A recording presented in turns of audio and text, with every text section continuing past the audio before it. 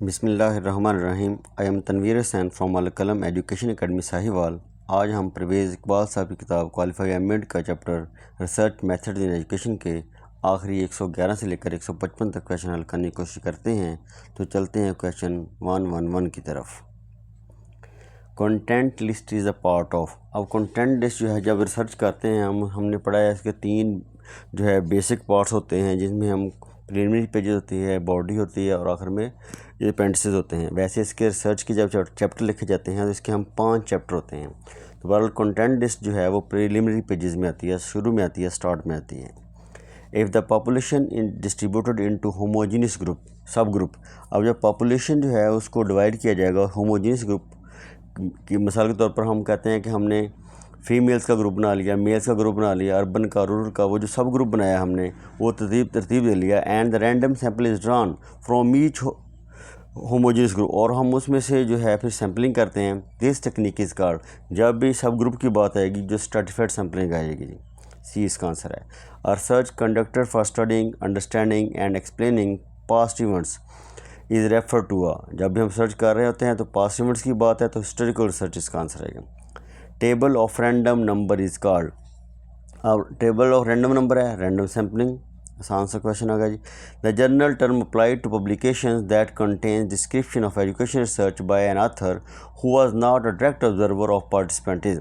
अब जो रिसर्च कर रहा है बंदा और पब्लिश करनी उसने एजुकेशन रिसर्च जो है पब्लिश करनी है, वो ऑथर है, क्या कर रहा है, वो डायरेक्ट ऑब्जर्वर नहीं है, वो किसी से डाटा लेके आगे उसने अटैम्प्ट करना है, लिखना है। इसका मतलब वो सेकेंडरी सोर्स यूज़ कर रहा है क्योंकि वो डायरेक्ट ऑब्जर्वर नहीं है। तो एक लफ्ज़ यहाँ पर not a direct observer, it means secondary source आएगा। When a depth investigation of an individual, group or institution is done, it is called।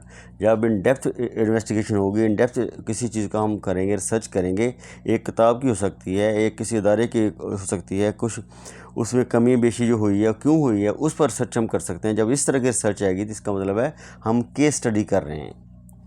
Ethnographic research is the other name of which research qualitative research. अब ethno जो है graphic research होती क्या है? Ethnographic research ऐसी होती है, ये इंडिविजुअल कल्चर्स के बारे में होती है, किसी के हम कल्चर के बारे में, कस्टम के बारे में, हैबिट्स के बारे में, उनके डिफरेंसेस के बारे में हो सकती है कि हैबिट्स, कल्चर डिफरेंस, ये किसी भी नस्ल के, किसी के उसके जोग्राफी हदूद के बारे में, मतलब यह कि हम किसी के कल्चर में स्टडी कहते हैं और the people in their own environment. इस तरह की स्टडी को हम एथनोग्राफिक रिसर्च कहते हैं और इस तरह की रिसर्च हमेशा जो है क्वालिटेटिव होती है। Next 118 question number. The boundaries of the study is research process और नोन एज डीलिमिटेशन। अब यहाँ पर थोड़ा सा हम बात का लिखा हुआ भी है कि रिसर्चर का इख्तियार है, शुरू में होती है, और लिमिटेशन जो है वो रिसर्चर मजबूर होता है, आखिर में होती है। थोड़ा सा और इसको हम बयान कर लें। डीलिमिटेशन क्या है? ये डीलिमिटेशन बाउंड्री है, ये रिसर्चर सेट करता है। जैसे मैंने रिसर्च की थी अपने एमफिल में, तो मैंने साहिवाल के डिस्ट्रिक्ट जो है वो तहसील चीचावतनी और तहसील साहिवाल को चूज़ किया और फिर उसमें से मैंने चूज़ कर लिया कि इस तरह के स्टूडेंट्स मैं लूँगा जो कि भट्टों पर काम करने वाले हैं और स्टूडेंट होंगे। तो मैंने अपनी रिसर्च को खुद ही डिलिमिट कर लिया ताकि मैं इसको सैम्पल साइज जो है थोड़ा आ जाए, जेंडर बेस पर, एज बेस पर, इस तरह, ताकि जो है मैं इस पर सर्च कर सकूं। और ये वाला जो है जब लिखते हैं हम तो रिसर्च के चैप्टर नंबर 3 में लिखते हैं मेथडोलॉजी में, वहाँ हम इसको खुद शुरू में ही डिफ़ाइन कर देते हैं कि अपनी रिसर्च को वक्त की कमी की बायस और रिसोर्स की कमी के बायस मैं इसको डिलिमिटेड कर रहा हूँ। और लिमिटेशन क्या है? ये रिसर्चर के कंट्रोल से आउटसाइड हैं। ये वो रुकावटें हैं जब रिसर्च शुरू कर देते हैं, हो सकता है कोई लीगल रुकावटें आ जाएँ, जब रिसर्च करते हुए कोई फ्लॉज, वीकनेसेस, कमी आ जाए स्टडी में, तो ये हमारी रिसर्च पर इन्फ्लुएंस डालती हैं। तो हम in the end research report जब लिखते हैं तो उसमें हम लिमिटेशंस का तज़किरा करते हैं कि ये हमारी रिसर्च में कमी बेशी आई है, हदूद आई हैं, रुकावटें आई हैं, इस वजह से लीगल प्रॉब्लम हो सकते हैं या बाकी कुछ और आ सकते हैं प्रॉब्लम, तो ये लिमिटेशन होती है। दोनों का डिफरेंस मैंने वाज़ेह कर दिया जी। If the findings of the experimental research can be generalise it will be. जब मैंने ऐसे फाइंडिंग्स लिए एक्सपेरिमेंट करने के बाद जब जनरलाइज हो जाएगी मेरी रिसर्च, इट मीन्स कि मेरी रिसर्च जो है वैलिड होगी। जब मैंने तो ज़ाहिर है पहले पॉपुलेशन थी, फिर उसमें से मैंने सैम्पलिंग की थी, सैम्पल पर सारी रिसर्च हुई थी, सैम्पलिंग करने के बाद जब मेरी रिसर्च इस काबिल होगी कि पूरी पॉपुलेशन में जनरलाइज हो जाएगी, इट मीन्स मेरी रिसर्च जो है वैलिड काउंट होगी, तस्वर होगी। For an efficient and convenient research it is better to. अब एफिशिएंट और कन्वीनियंट रिसर्च कौन सी होगी? Define the population very clearly. जो हमारी पॉपुलेशन हम पहले ले रहे हैं, सेट कर रहे हैं, वो वेरी क्लियर होनी चाहिए कि हम कौन सी चीज़ किन लोगों को जो है टारगेट कर रहे हैं। फिर चूज़ एक्सेसिबल पॉपुलेशन। अब मैं कन्वीनियंट तब होगी जब मैं उस पॉपुलेशन तक मेरी रीच होगी, पहुंच होगी मेरी, आसानी से मैं वहाँ तक पहुँच जाऊँगा। तो बोथ ए एंड बी इसका आंसर आ जाएगा जी। Inter relationship studies falls under. अब इंटर रिलेशनशिप क्या है, ये जो है कुछ किताबों में लिखा है डिस्क्रिप्टिव है, लेकिन यहाँ पर बहुत सारी चीज़ों में एक्सपेरिमेंटल से लिखा है।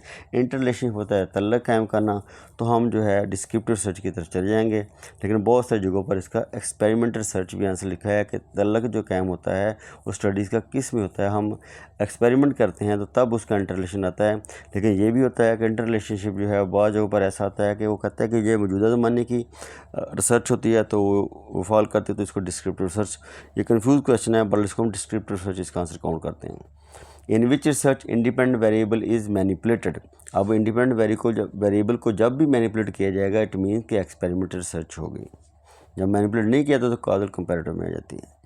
The statistic use of prediction is. अब प्रेडिक्शन कहाँ पहुँच होती है, ये रिग्रेशन जो है एनालिसिस में आती है। इसमें हम जो है ये प्रेडिक्शन करते हैं बिटवीन टू वेरिएबल्स, पॉजिटिव और नेगेटिव होती है इस तरह का। तो रिग्रेशन जो है वो प्रेडिक्शन होती है मुस्तकबिल में किस तरफ जाएगी। बाकी अनोवा, एनकोवा और फैक्टर एनालिसिस जो हैं ये भी हमारी रिसर्च के हिस्से हैं, लेकिन उसमें हम SPSS यूज़ करते हैं, तो बहुत सारे इसमें टूल यूज़ करते हैं और ये हमारे फार्मूले हम यूज़ होते हैं। लेकिन प्रेडिक्शन के लिए रिग्रेशन जो है एनालिसिस यूज़ होता है। There are many methods of acquiring knowledge. बहुत से कहते हैं मेथड्स हैं नॉलेज हासिल करने के। That is the most perfect method use for man made knowledge. अब मैन मेड नॉलेज का तरीका कौन सा सबसे बेहतरीन होगा, वो साइंटिफिक मेथड होगा, जिसमें हम प्रॉब्लम सॉल्व करने के लिए पहले मसले को देखते हैं, फिर हाइपोथेसिस करते हैं, फिर उस पर सर्च करते हैं। अगर तो वो लॉ तक चले जाते हैं सर्च करते करते, इसका मतलब सबसे बेहतरीन तरीका जो है मैन मेड नॉलेज का, वो साइंटिफिक मेथड है।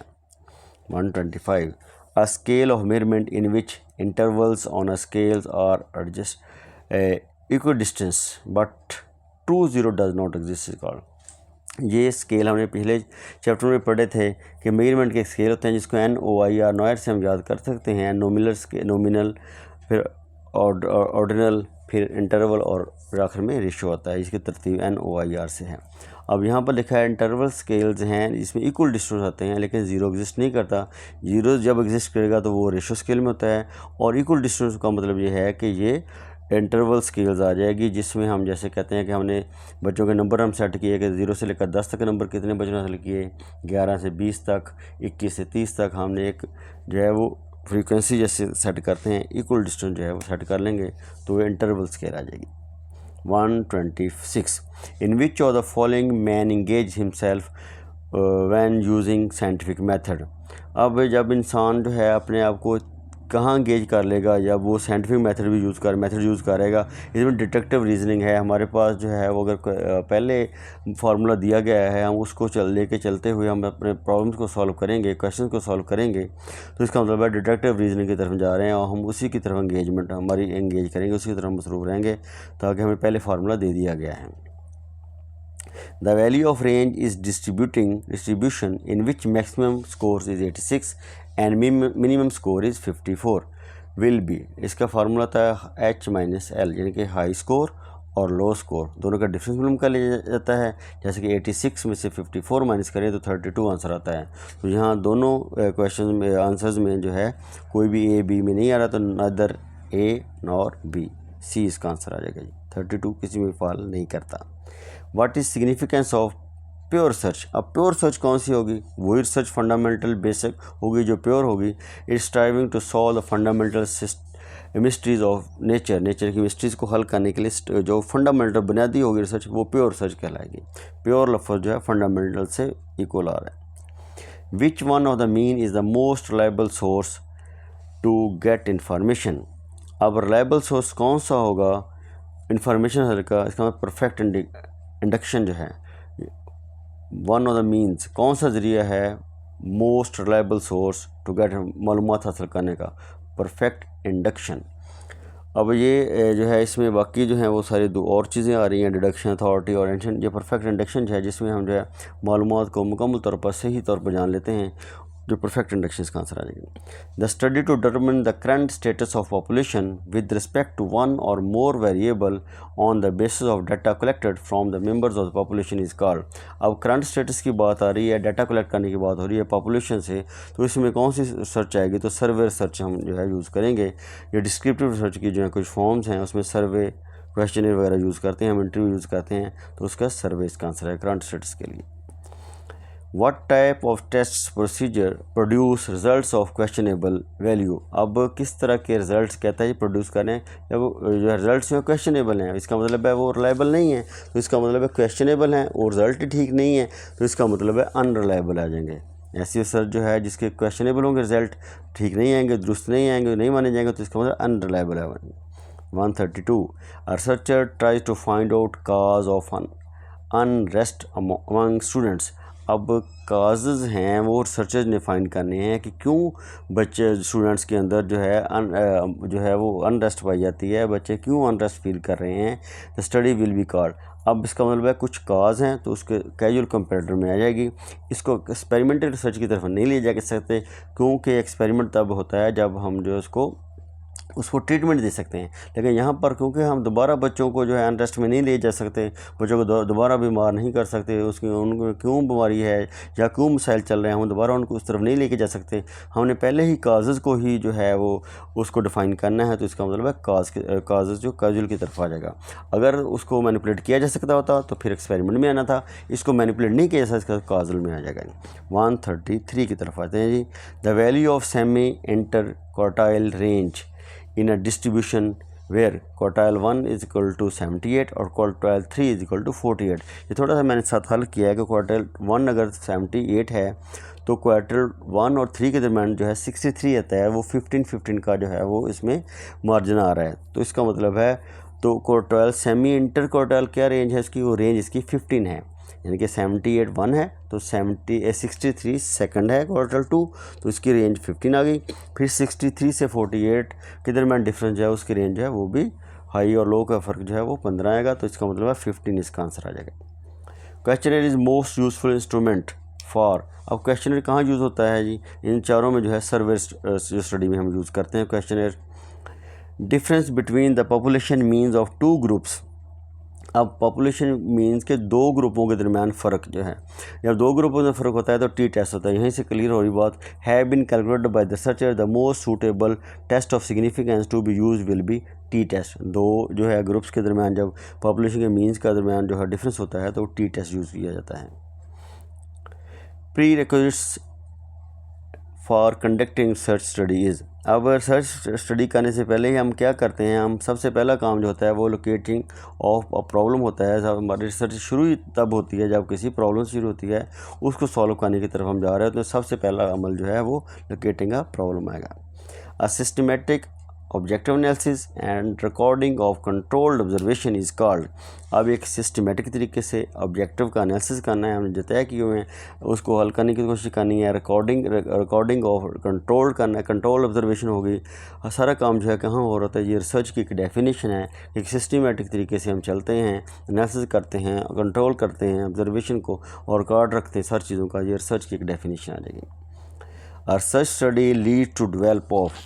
अब रिसर्च स्टडी जो है क्या डेवलप करती है, बहुत जगहों पर जैसे के जो है थ्योरीज भी आंसर लिखा है, लेकिन जनरलाइजेशन इसका आंसर आएगा कि research study leads to develop of generalization. क्योंकि रिसर्च जब वो करते हैं तो पॉपुलेशन हम सेलेक्ट करते हैं, देन हम जो है उस पॉपुलेशन से हमने सैंपल लेना होता है। सैंपल लेने के बाद जब रिसर्च स्टडी हमारी ट्रू साबित हो जाती है, इसको हम जनरलाइज करते हैं पॉपुलेशन के ऊपर। तो research study lead to develop of generalisation.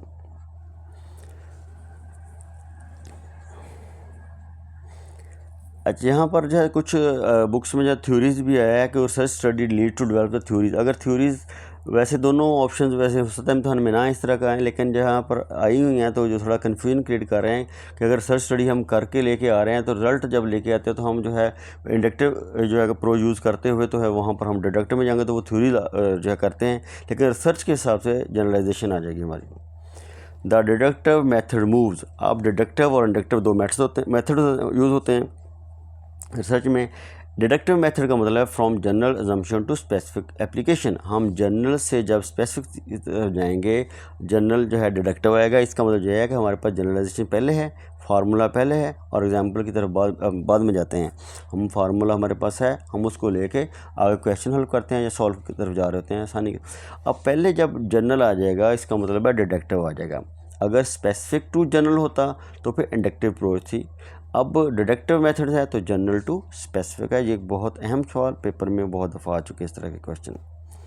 Historical such describe what was और व्हाट हैपन। हिस्टोरिकल का मतलब भी माजी है, तो दोनों अल्फाज यहाँ पर जो हैं वाज और हैपन दोनों की पास्ट में यूज़ हो रहे हैं। तो व्हाट वाज और व्हाट हैपन के अल्फाज जो हैं हिस्टोरिकल सच में आ रहे हैं। नीचे वाले जो तीनों ऑप्शन में हैं, इज़ है, मौजूदा ज़माने की, विल है, होगा, शुड भी होगा या नहीं होगा, या शुड या वुड, ये नहीं आएंगे। वाज और हैपन का आंसर इसका आ जाएगा historical such. Internal criticism and external criticism establish the authenticity of. अब हम पहले बात कर चुके हैं कि इंटरनल और एक्सटर्नल क्रिटिसिज्म कहाँ होती है, वो हिस्टोरिकल सर्च में होती है।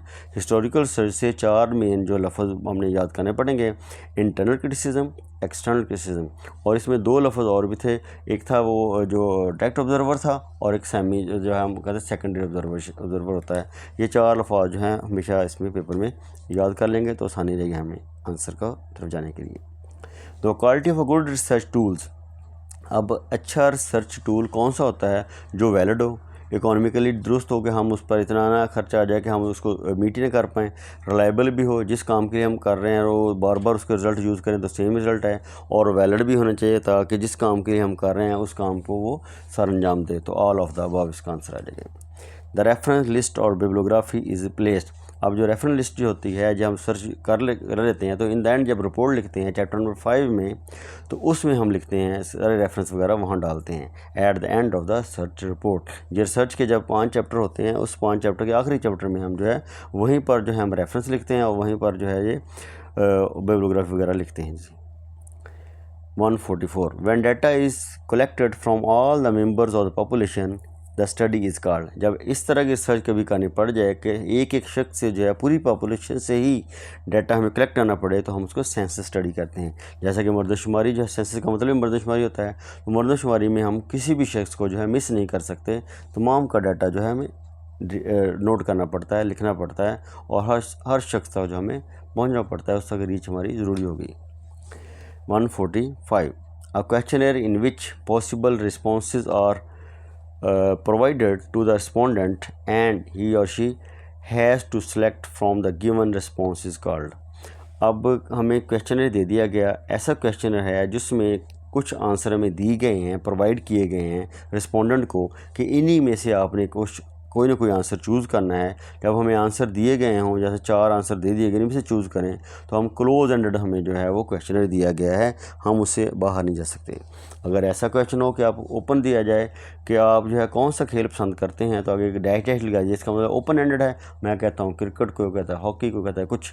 तो अगर हमें जो 4 ऑप्शन में दिए गए हैं, इन्हीं में से सिलेक्ट करना पड़े कि आप बताएं जी कौन सा खेल पसंद करते हैं, हॉकी है, फुटबॉल है, क्रिकेट है, बैडमिंटन है, तो उन्हीं चारों में से हमें सेलेक्ट करना पड़ेगा। ऐसा क्वेश्चन जो है जिसमें हम अपनी राय को उन सिलेक्टेड आंसर में से ही चूज़ करके बताएंगे जो हमें दी गई हैं, प्रोवाइड की गई चीज़ें, तो ऐसा क्वेश्चनर क्लोज एंडेड कहलाएगा। मेरे ख्याल लास्ट नेक्स्ट है जी क्वेश्चन अभी 146 value of correlation between 2 variable is called. अब लेस दैन वन, हमारी जो कोरिलेशन होती है ना जी वेरिएबल्स में, लेस दैन 1 होती है और इसमें -1 और +1 होती है, और दोनों को ही हम परफेक्ट कोरिलेशन कहते हैं, परफेक्ट 1 को भी और माइनस को भी, और जो होती है लेस दैन 1 होती है।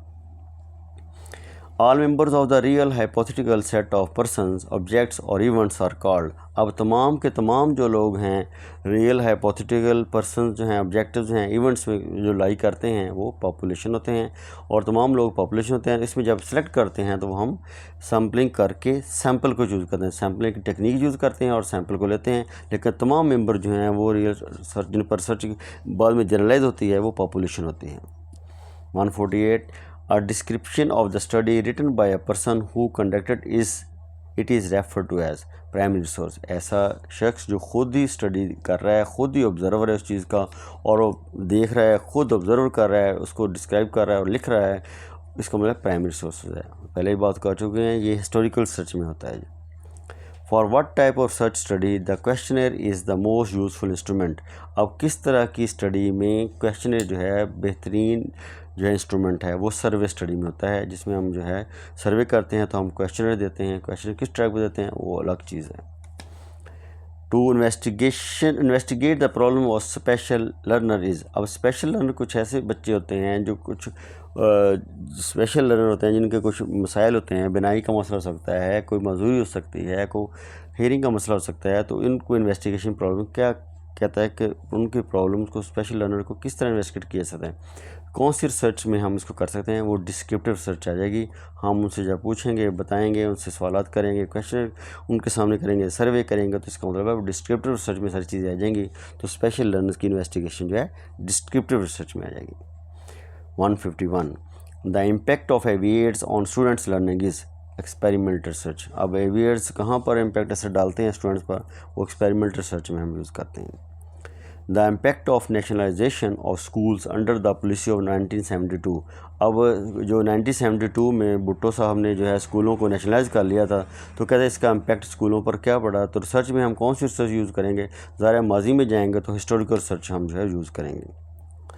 153 the study the effect of having a worker mother on school absentees. अब इसका इफेक्ट हमने जानना है कि कोई वर्किंग वूमेन है, उसके जो है स्कूल के बच्चे जो हैं वो स्कूल में एब्सेंट हो रहे हैं, तो कौन सी रिसर्च आएगी। ये वो भी आएगा, इफेक्ट है उसको जो है कैजुअल कंपैरेटिव रिसर्च में आ जाएगी कि इसको हम दोबारा जो है ट्रीटमेंट नहीं दे सकते, ना ही इसको हम जो है दोबारा दोहरा सकते हैं कि उन बच्चों को दोबारा एब्सेंट नहीं करवाया जा सकता। तो इसका मतलब है उन इफेक्ट्स को कैजुअल कंपैरेटिव में हम लेके जाएंगे। अगर उसको मैनिपुलेट कर सकते होते तो एक्सपेरिमेंट रिसर्च में आना था, लेकिन यहाँ क्योंकि मैनिपुलेट नहीं कर सकते, दोबारा हम बच्चों को दोबारा उस माहौल में नहीं लेके जा सकते, उन्हीं इफेक्ट्स को हमने जो है डिस्कस करना है, तो कैजुअल कंपैरेटिव रिसर्च आ जाएगी। 154 the relationship between marks of internal and external exemption is assessment is. Internal और एक्सटर्नल असेसमेंट का जब रिलेशनशिप मालूम किया जाएगा तो रिलेशन जो है इसका मतलब है कोरिलेशन रिसर्च में आ जाएगा। Relation between marks internal external relation जब मालूम करेंगे तो इसका मतलब कोरिलेशन रिसर्च में आ जाएगा। Post factor search is the other name of. ये क्वेश्चन पढ़ा है हम। पोस्ट फैक्टर सर्च का दूसरा नाम कैजुअल कंपैरेटिव रिसर्च है, ये हमें याद करना पड़ेगा। वैसे आमतौर पर जिन्होंने रिसर्च की है एमफिल में या पीएचडी में, तो उनके लिए तो बहुत आसान है, लेकिन बाकी लोग इसको याद कर लेंगे। Post factor search is other name of the casual comparative research. ये अल्लाह हाफ़िज़। आज हमारे क्वेश्चन मुकम्मल हो गया जी। Thank you. अल्लाह हाफ़िज़।